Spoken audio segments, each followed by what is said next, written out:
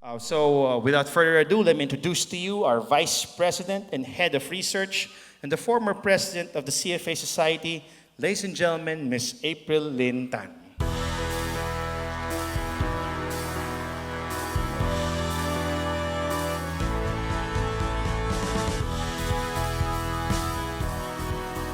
How are you, April? Good, good. Good. May I just ask you a very quick comment? We don't want to jump the gun, no? What do you think of the market? Like the crowd, I'm actually very positive about it. Yes. I think since last year we were talking about the tax reform. At that time, there was quite some level of uncertainty as to whether or not it will be passed. And also we talked about the strength of the global economy. And seems like those two factors, which allowed the market to perform very well last year, are still in play this year and actually are much stronger. All right. All right. Thank you for that. Of course, no outlook is complete without our next member of the panel. Let me introduce our Vice President for Customer Sales and Support and our Chief Technical Analyst. He has been awarded as the Best Technical Analyst for 2015, 2016, and 2017. Ladies and gentlemen, Mr. Juanes Barredo.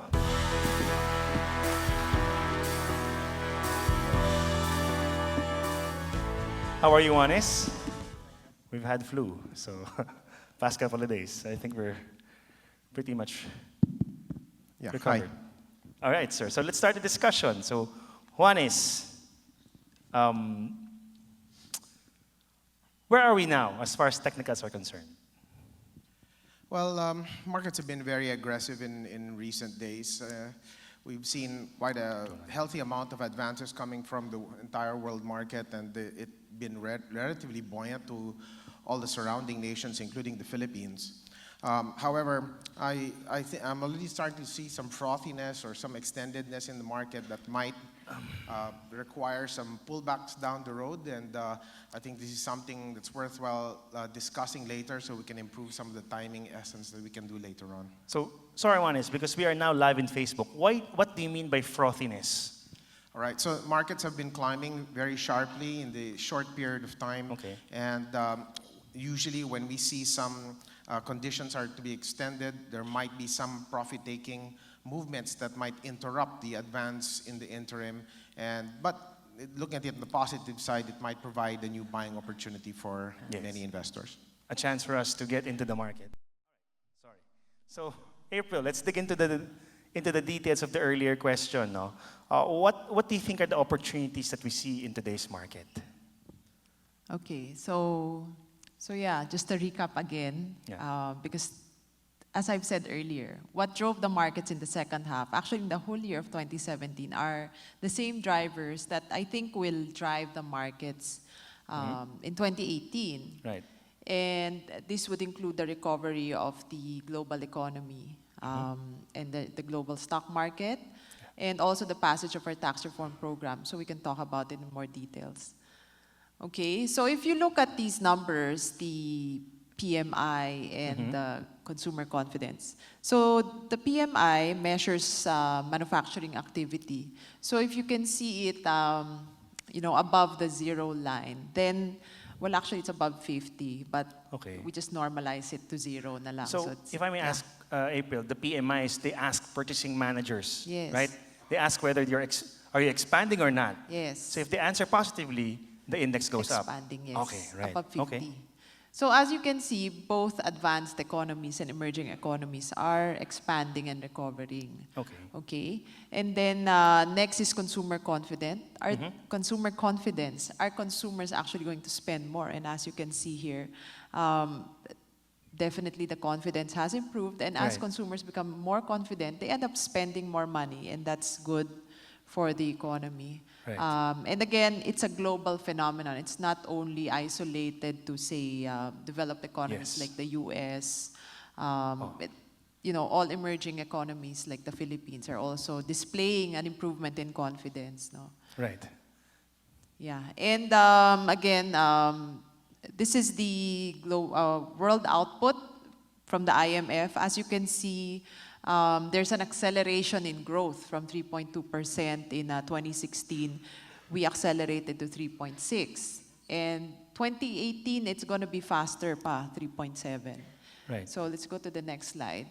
Another thing I'd like to point out kasi is that, well, I don't know what happened there. Yeah, There. So you also notice, as aside from the fact that it's going to accelerate, the economists actually upgraded it pa. So Okay, yeah, they right. already anticipated it to be strong to start with, but what actually happened was stronger than expected, and that may explain why the markets performed quite well. So let's look at the next slide. Yeah, so if you look at the chart, you know, it's not only the Philippines that performed well. Of course, we know the US performed well. As you can see, the S&P 500, which is the blue line, it did very well. But it's not only the Philippines and the US, but also the global market, as you can see here, based on the MSCI World Index. Everybody's benefiting from this. Yes. And, So the neighborhood is slowly becoming more better for the Yes, Philippines to yes. operate in. All right. Okay. And the tax reform program, again, we'd like to highlight why we are positive about it. So for the, you know, one part of the tax reform program is revenue generation for the government. We have new and higher excise taxes and the plugging of loopholes. So what does this mean for the government? It means more revenues, higher government spending, and they will spend on infrastructure. And with better infrastructure, this would allow us to attract more investments and create more jobs for people. Right. So it's very good. On the other hand, they're also giving back some through personal income tax cuts. And again, we were very excited about this. You know, with the income tax cuts, our consumers will have more disposable income.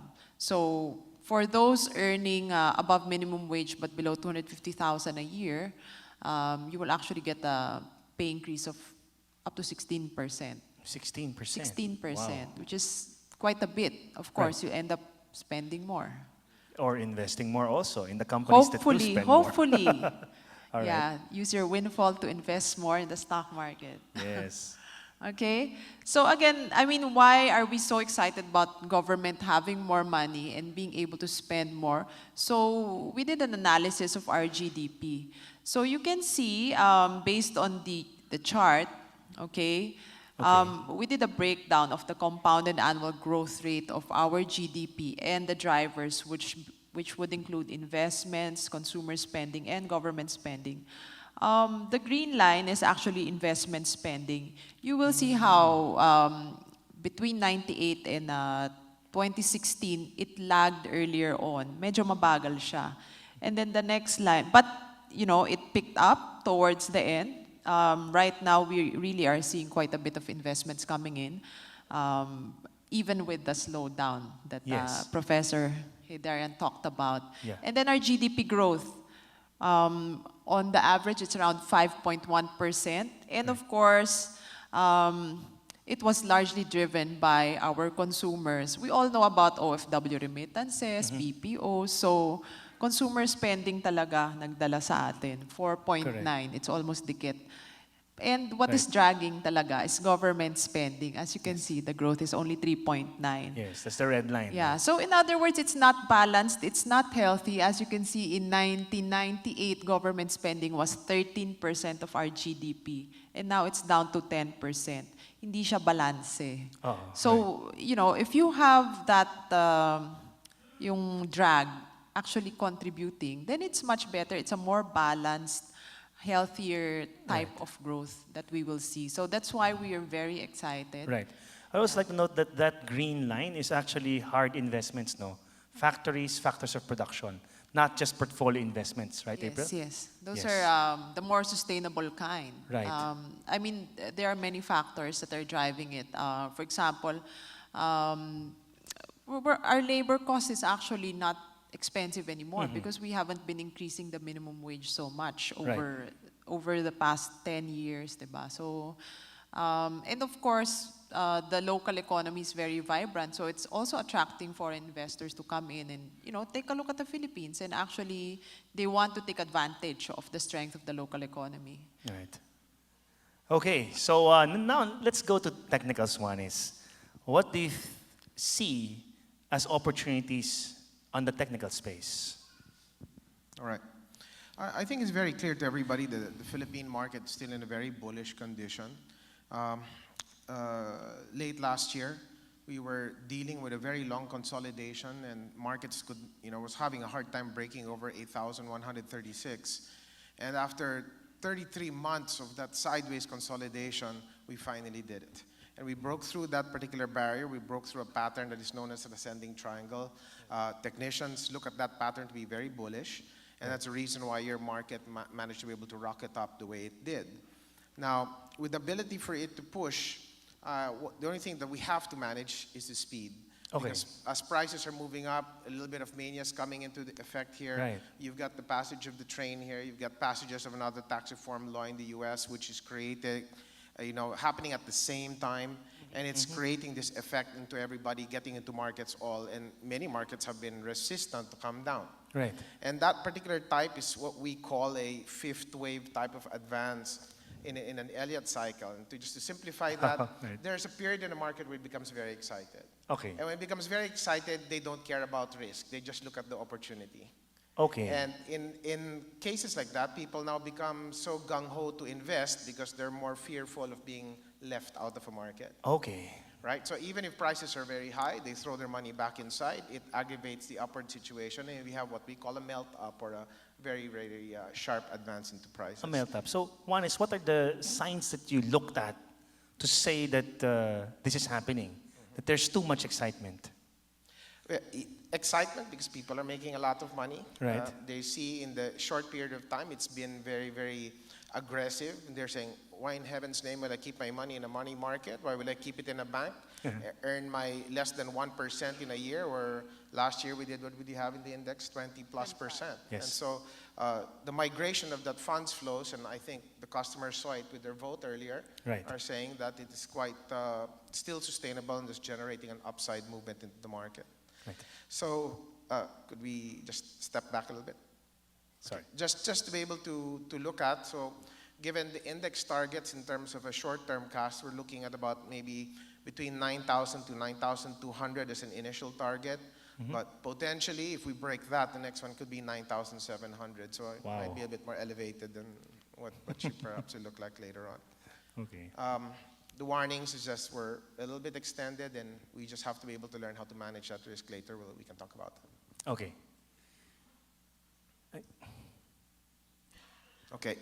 This is just a picture of the PSEI. I just wanted to show you how we broke out of a triangular pattern there, where I labeled it as a breakout, and that's what generated the very, very optimistic view. And the measurements of the targets that I proposed earlier were simply measuring the channels that you see there and the size of the pattern, and that's how we managed to be able to get the upside of that particular condition. And so if you trace that channel, that's how we were able to get that those The initial upside targets, targets, upside yes. targets. All right. Of course, we do understand that there's no opportunity without risk. So let's first talk about it, April. What are the risks that you see in this market? Yeah, actually, there are quite a few. We'll highlight three major risks that we see. First is execution risk on the tax reform program. I mean, it's there, but there are risks. And then, of course, another risk is higher than expected inflation. And finally, valuations, we also always talk about that. We feel like all the positives are being priced in by the market. So, in other words, if there are disappointments, then it makes the market vulnerable to a correction. Okay, so as far as the tax reform program is concerned, I think this is one of the things that we always talk about. The first thing is additional revenues are not enough to cover foregone revenues. So what do we mean by that? Di ba nga tinatanong, yung personal income tax cut, sigurado na yan eh. Oh, Di ba? Kasi kakat mo lang. So surely the government will lose money on that. I Yes. think that's 140 billion. But on the revenue collection, are you sure that you will be able to generate that? They are trying to collect 240 billion, thereabout. So, so later anyway, we'll talk about that in more detail. But that's one part of it. But the thing is, package 1A, which is what was passed in December, will only generate 90 billion. And they're targeting to generate 130 billion. So in light of that 130 billion, which is actually part of the budget for 2018, they also need to pass package 1B. Okay, na di ba they're saying they will pass it the first quarter. Yes. So that's another risk. What if package 1B is not passed? This is the increase in motor usage tax, di ba? And the reduction in corporate income taxes also. That's package 2 pa oh, yan, sorry, that's revenue pala neutral. yun. But anyway, that's a 2019 story. We'll talk about that in the second half. But yeah, but 1B, that's another 40 billion. Mga tax amnesties, yan, and others. More administrative plus the motor usage charge. But that's 40 billion.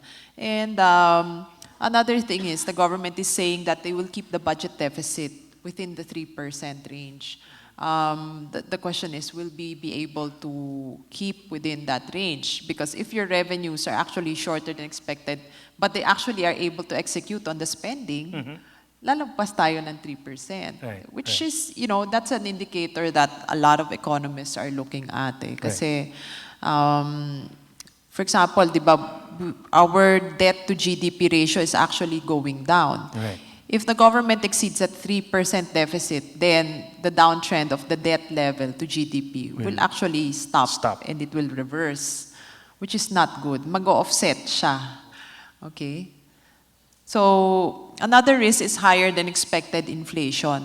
Unfortunately, the timing of the passage of the train is not very good in the sense na sinabayan niya ang global economic recovery. So since the global economy is also recovering, we see commodity prices going up. And of course, oil prices are going up.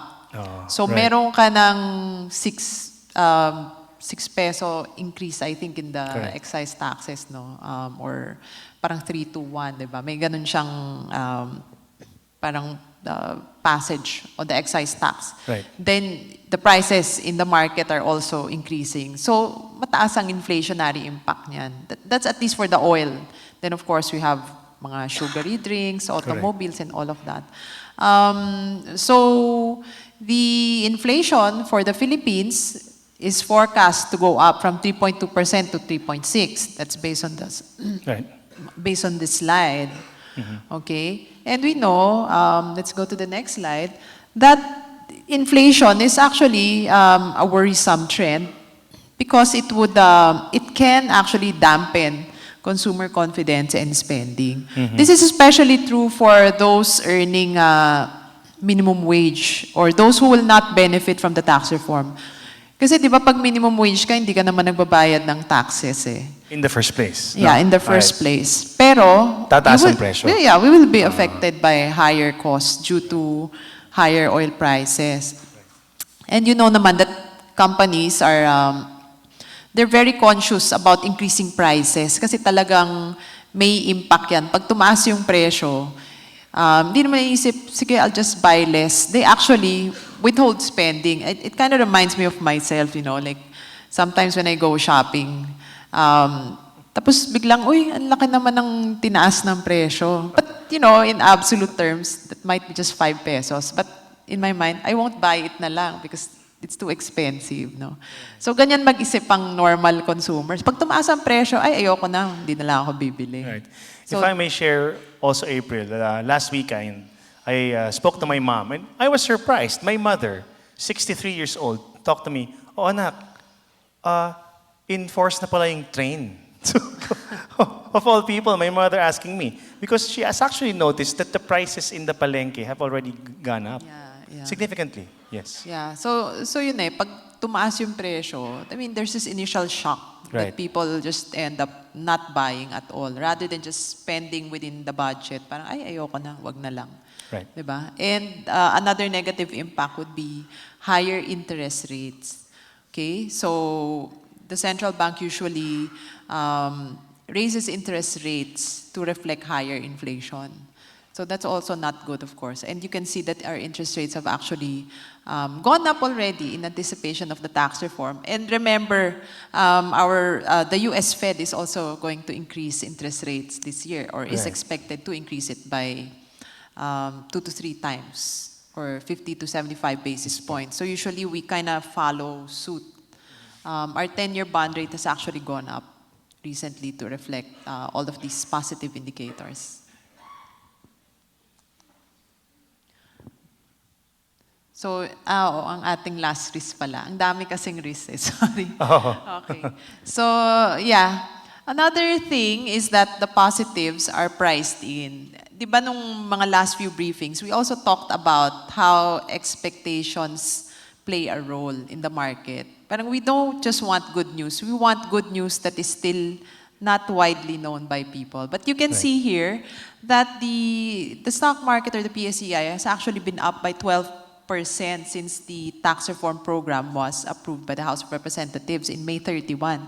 And in fact, I mean, if you look at the December to January performance, you will see how the market has increased quite significantly after correcting, no?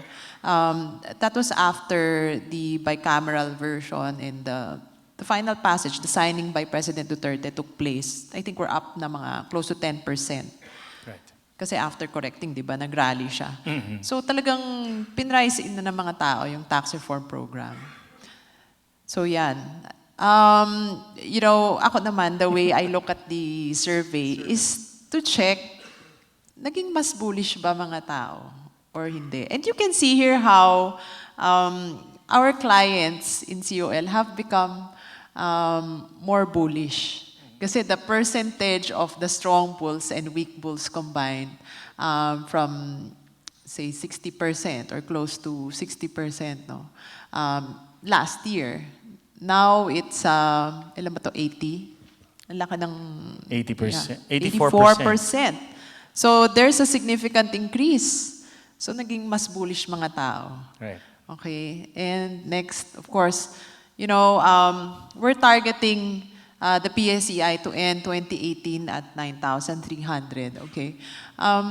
I still remember last year when we were talking about 8,700, a lot of people were actually shocked, surprised.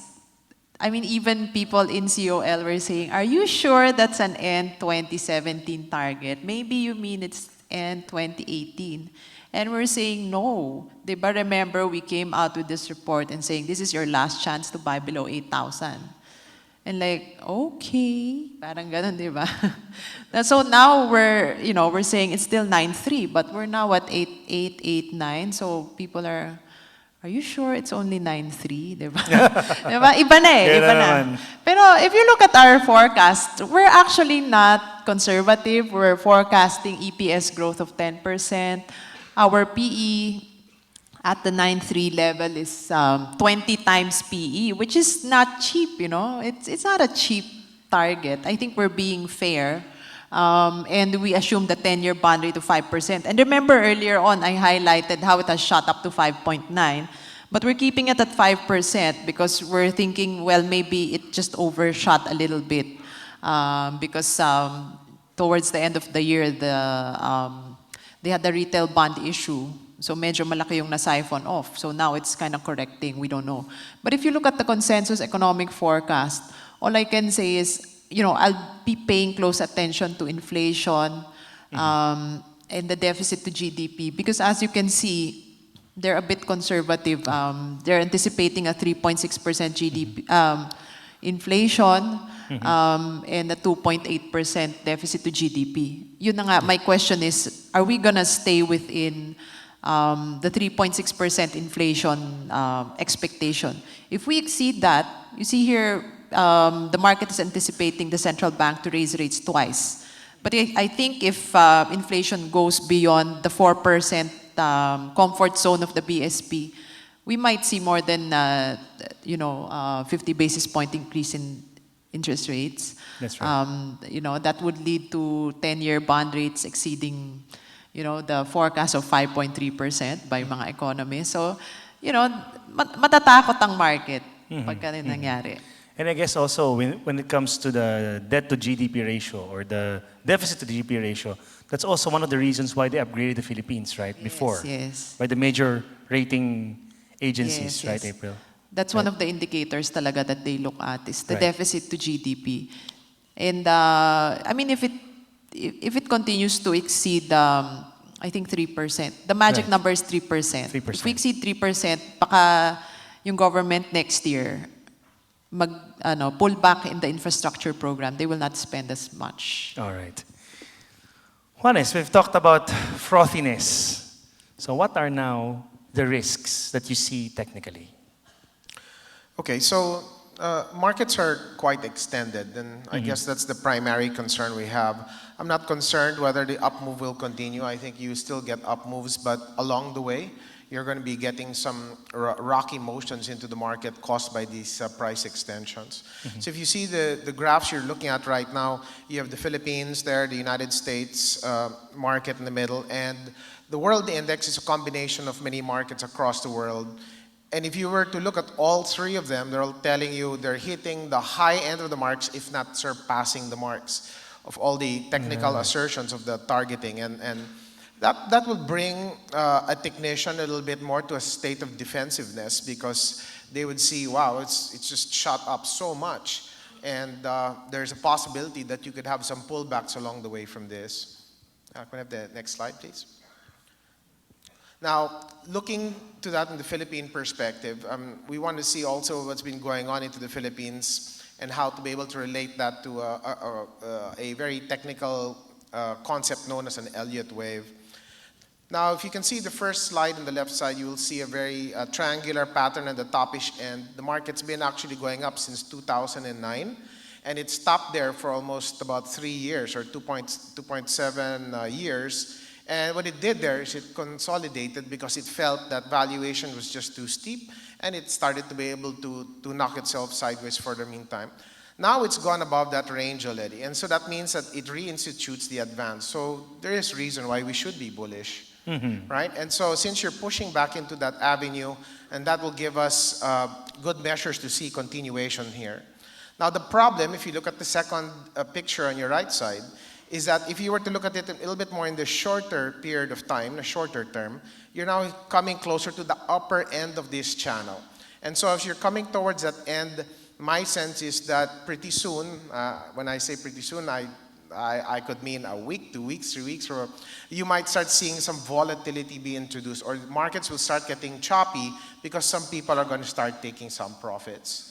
And that I hope it doesn't lead to something too much immediately, but I hope it's more gradual in its reaction. But such volatility will be your tip that the market seems to be getting tired, and that it might be a little bit more prone to seeing a little bit of a correction or a reaction in price, right? If we can, okay. So this is just the same picture again. I just wanted to be elevated, but into the short term, my concern really is we are in an overbought market condition. That is clear across many markets across the world.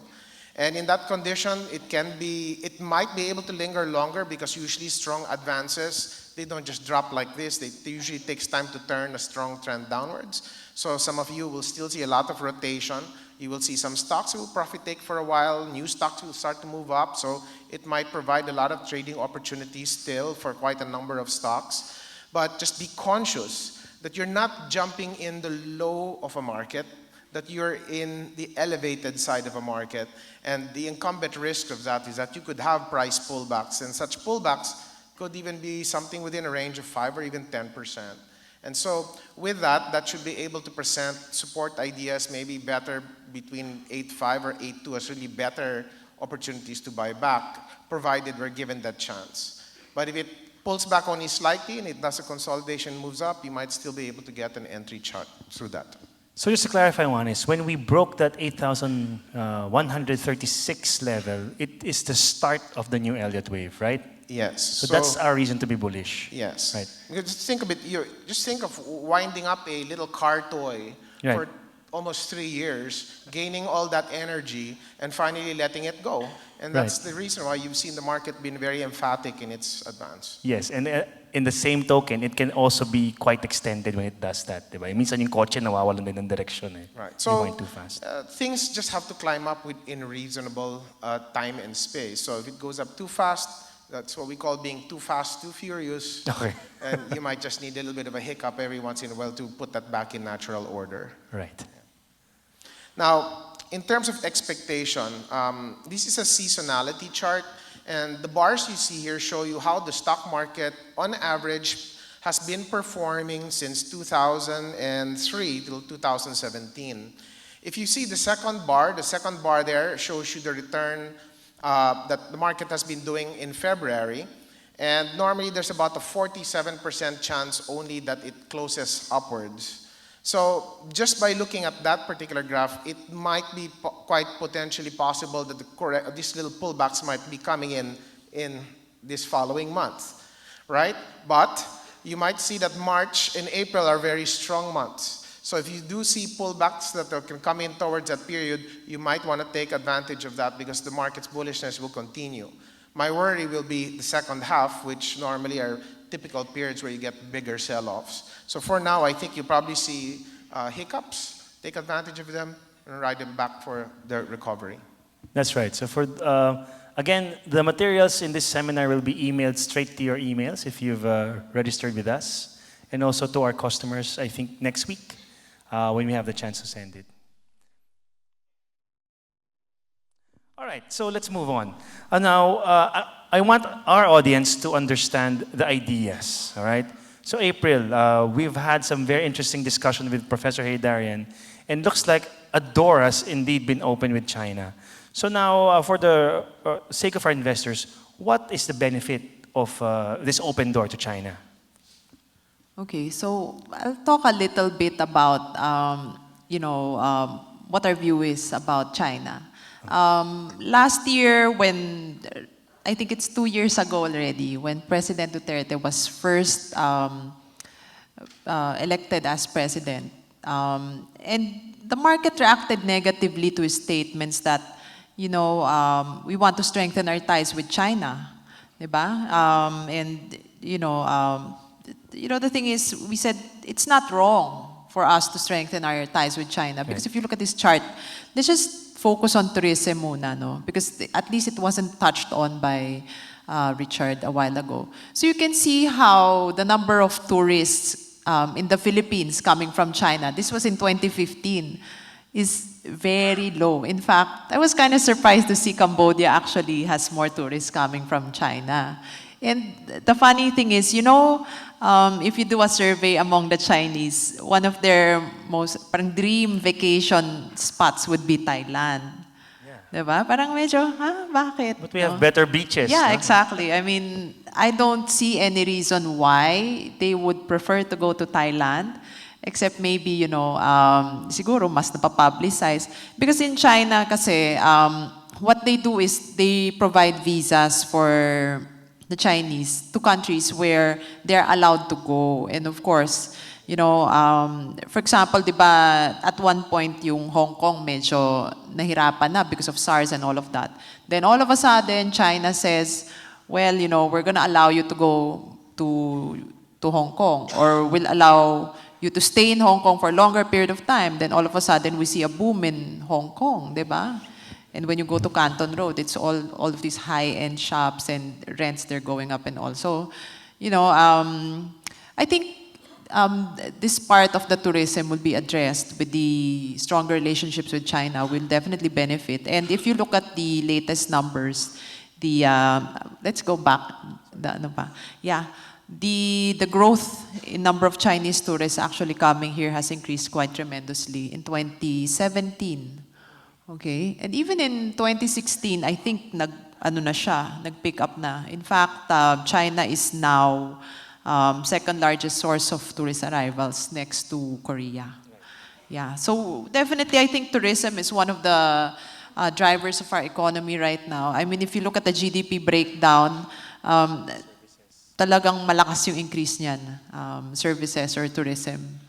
Okay, so that's a growth sector. And then, of course, we have the grants and the ODAs. Let's start with the POGOs first.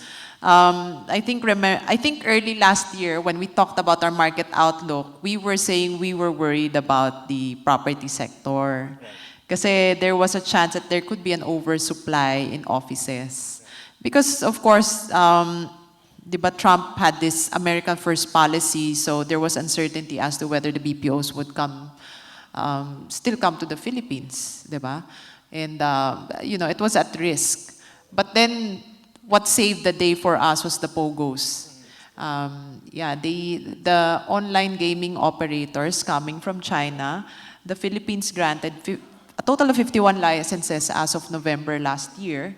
And as a result, these POGOs occupied a total of 230,000 square meters of new office space in 2017, accounting for 32% of offices that were leased as of the first 11 months of last year.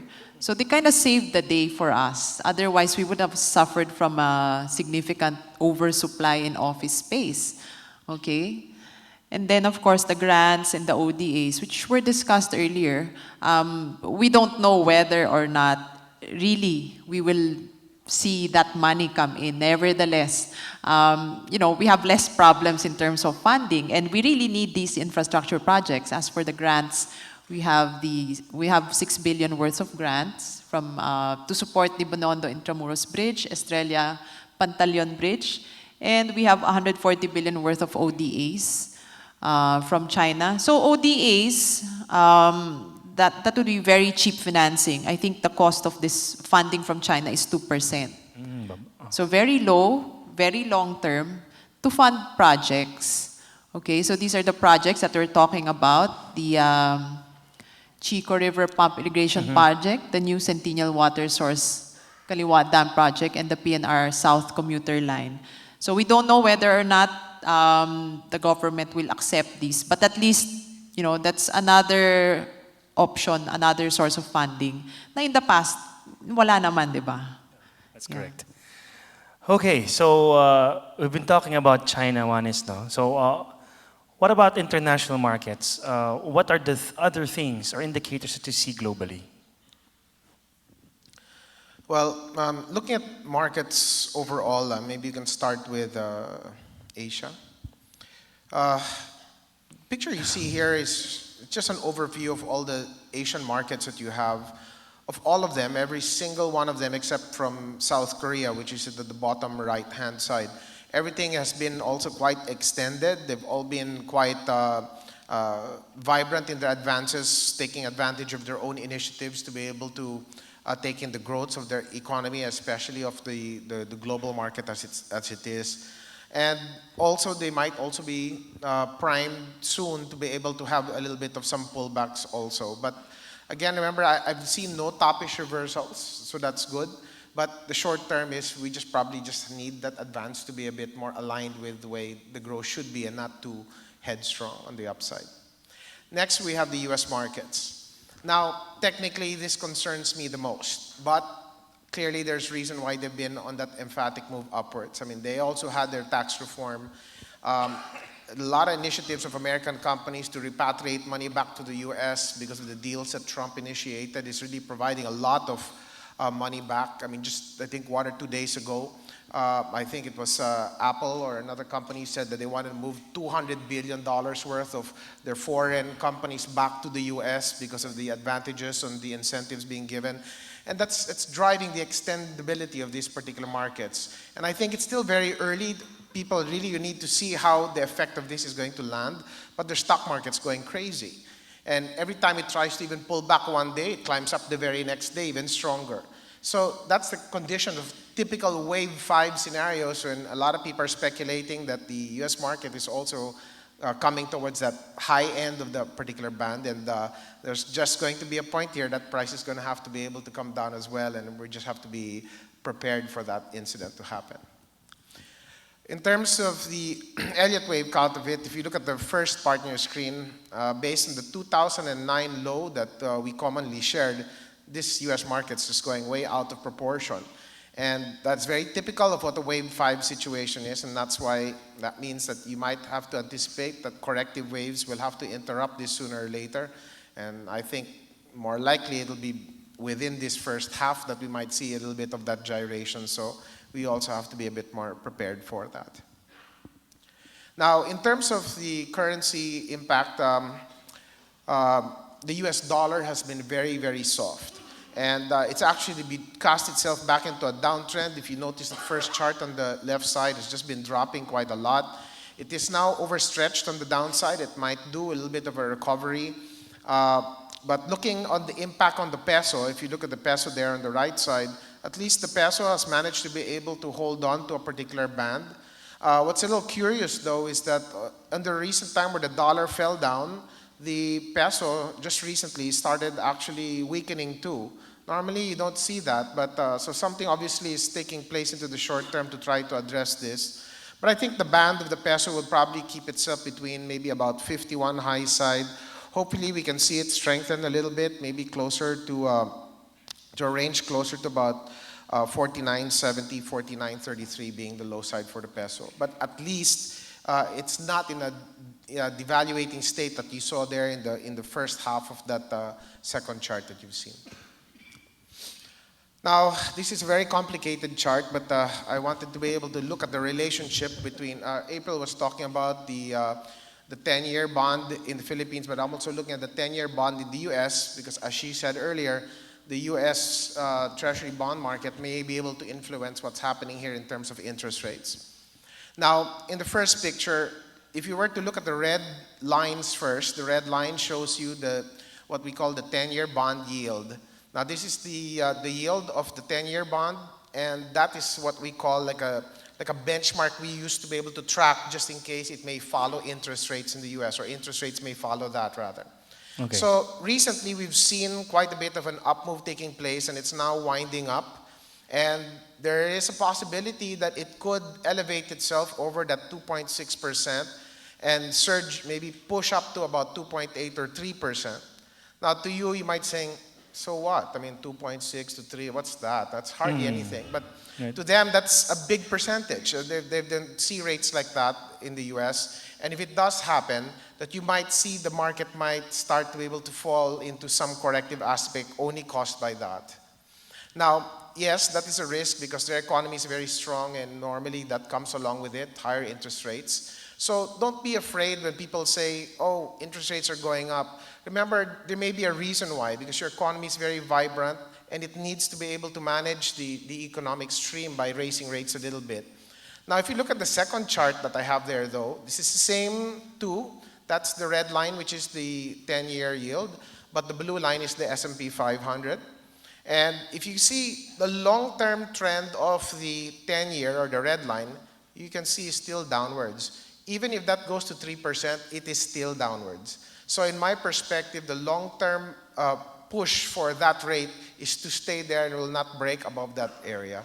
So I don't see a very long-term impact that interest rates may subdue the movements of markets. It will be very temporary because it's just trying to react to the normalization of the economic reality, especially with all these reforms that they had managed to be able to push. Because it's also been quite some time until we last saw the 10-year in those levels, right, Juanes? That's right. The longest time they've been very depressed. Yeah. So, like I said, we might have a little bit of a hiccup because of that thing climbing. It might force, maybe even give us an opportunity to buy whenever market's correct. Right? And I hope that is the instigator, because right now it's very hard to determine what will be the trigger point that will make markets come down. Okay. Yeah. All right, so let's now discuss, sorry, with you again, Juanes. We've discussed a while ago that 55% of our investors are really strong bulls. No? So when you talk about technical analysis as a technician, is this something that you're excited about as well, or is this something that you're worried about? Well, 55% is still not what I would say an overzealous number. You know, it's not. Okay. It's not an overstretch. I still think that's still quite a healthy number, and with the way markets have been moving, I think that's to be expected. I'm a little bit actually concerned that many of them said they just stay with what they have, right? Right. So because that's still quite a sizable amount. That's not going to be urging some to be able to capitalize on what the market can offer up. So maybe some of you might want to rethink it, especially if the market does make a little bit of a correction, Yes. right? But I guess in any plan of action, because of the overshoot that I think markets is doing now because of mania that has been generated, our game plan really over here is to be attuned that certain things may occur along the way, and one of them are maybe pullbacks into it. Now, the very difficult part about wave 5 type of pushes, it's very difficult to tell when the top will be made. right? I've been in this industry for quite a long time, and it's very hard to predict the absolute high and the absolute low, right? In many of the seminars we give, we usually tell you, we keep you in between a good chunk of it, but don't ask me to predict the top and the bottom. I'm not here to do that. Only one person can do that, and it's not the one sitting here today. And in our ability to generate the right type of movement for the market is wait for markets to be able to calm down, allow them to be able to simmer down to more attractive levels, particularly areas of support. That's where we want to be able to look at it. And hopefully, if they can come around to get into the numbers I talked about earlier, I would really like markets between 8.5 to 8.2. But if it can't, and it's somewhere just along the way, then just be prepared. Where prices are falling back, then you just prepare to be able to enter during that. Please don't run after stocks on the way up, especially if it's been climbing for 3 or 4 days now. That's the last thing you want to do, right? Remember, markets will have its way of self-correcting itself, and you just have to be able to do that. Refrain from any extraordinary shifts. So if I can just give you an example, DNL, for example, if you see the graph there on your left side, it's been a rocket move. I think yesterday it moved again. And what you want to do in a case like that is you really want to wait for those little pullbacks. And you can see on several occasions it's done it. It's gone back down to the blue line, you see up there, and that's all you have to be waiting for. So don't be reacting where one day you're saying, oh my God, it's going up 5%, 6%, and I don't have it, and I'm not making money. So in the end, you just press go because all you want to do is be in. And that's the last thing you want to do in a market like this. Keep your composure. Remember, there's gravity in the stock market, you'll get another opportunity. And the same goes with, for example, BDO. So BDO is making its reaction right now, and so we were just waiting for prices to be able to calm down. If it holds its support and it rebounds, then that can be your next opportunity to move back in. All right. So, April, let me ask you now, since we've talked about the opportunities, how should we deal with this market? What's the strategy? Okay, for us, actually, agree ako kay Juanes. Fundamentally also, notwithstanding the fact that we talked about a lot of risks, no? Our view is still positive over the long term. Our main issue right now is just that the market just seems a bit too positive, too optimistic, and it's starting to look expensive. So, I mean, how do I explain this? I was thinking I'll explain it from the perspective of a fund manager. If I were a fund manager today, you know, I don't want to be overweight on the market. Diba, pag overweight, usually I'm 100% invested. There's a possibility pa that I'll do margin or I'll borrow money to be more than 100%. No? Right now, I'll just be neutral, maybe be around 80% invested, and keep some money on the side just in case it corrects. Then that's the time I will put 100% of my investments. Notwithstanding the risk, I don't think we should sell everything we have and anticipate, you know, a bear market coming anytime soon. As Juanes has said, you know, it's only an intermediate correction, possibly. Intermediate trend na possibly will see a correction. But the long-term trend is still going up. And I'll share to you why I'm still positive over the long term. No? So again, this is a chart that I've been sharing for many, many years. And, you know, it remains valid. So our population still growing, 1.6%. We're still just starting the demographic sweet spot. And what does that mean? Well, other economies that went through it grew by around 7.3% on the average. So that's a very fast economic growth. Our median age is still very young at 23 years old. And we know, you know, I mean, if we kind of think of where we were when we were 23, of course, our spending capacity is still very low. I mean, and the earnings capacity is still very high at that stage. Of course, we have the resiliency of our BPOs and OFW remittances. We're still very confident in them. And for that reason, we're still very positive over the long-term trend of the Philippines. Okay. And then as far as will the government be able to generate the revenues, you know, I think the question right now is whether or not they can generate the full 92 net gain. 92 billion. But if you ask me, is there a chance that the net revenues will drop below zero or turn negative, such that they will have to, teka, let's review this tax reform, and we can't afford pala to give tax breaks. You know, I mean, my analysts and I were talking about this. In their words nga, sabi nila, hindi, tabla panalo yan. Kasi, if you look at the breakdown of the tax reform program, you will notice that bulk of what they will get is from increases in excise taxes, which is very easy to actually collect. You just increase your oil excise, di ba? Yung, alam mo naman kung ilang barrels yan +1 lang, +3, di ba? So I think what's difficult to collect is the tax administration measures or improvement of it, no? So that's around 43 billion, and the VAT-based expansion, if ever. So those two combined would be around 90 billion or close to 90 billion. Pero siguro naman, hindi sila ganong kahina na hindi nila makukuha yan. So I mean, you think about it, yes, maybe they will not hit 90 billion, but I doubt if it's you know, going to turn negative because the excise taxes are, you know, easy to collect. Right. Yeah. Okay, and next, interest rates, yes, they're going to go up. I think it could be a short-term concern. Like, I think the best example for people here is the taper tantrums in 2013, when the US first talked about tapering interest rates. The market fell, but look at where it is today. Diba? It's in a new high. And actually, you know, what I did here was I cut the market. This is the S&P 500 graphed against interest rates. Okay, so kasi typically, diba, isipin mo, if interest rates go up, stock market should go down. Diba? But if you look at this chart, okay, wala namang, parang walang relationship, di ba? You can't really tell if, you know, ganun siya. Not necessarily, because when stock markets go up, it also means that the economy could also be going up, right? What's more important really is that earnings will go up. Yes, and interest rates will go up when the economy is doing well.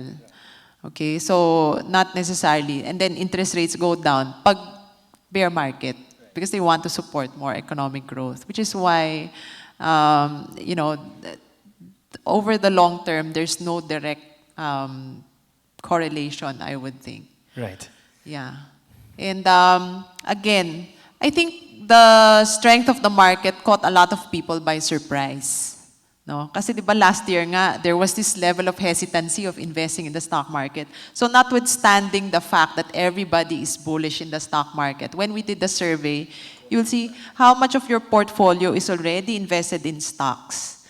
But nabawasan pa nga siya eh. No? Siguro yung mga tao, ay, hindi naman yata tutuloy, tabi muna tayo. Let's take profits.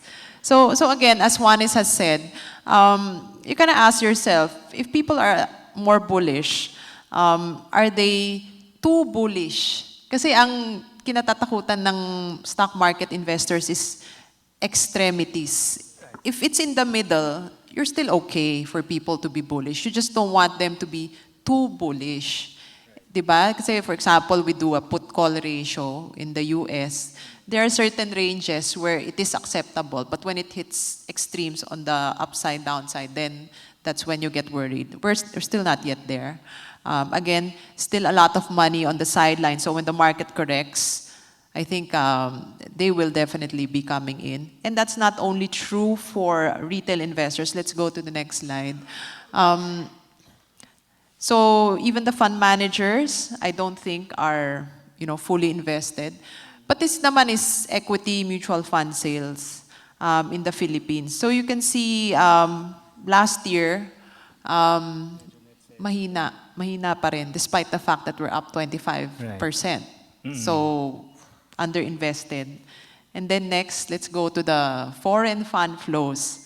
So you will see the foreigners, yes, they're coming in, but you will see in 2015, they sold a lot. They sold 56 billion worth of shares. And, you know, last year, they came back in, but they only bought 5 billion.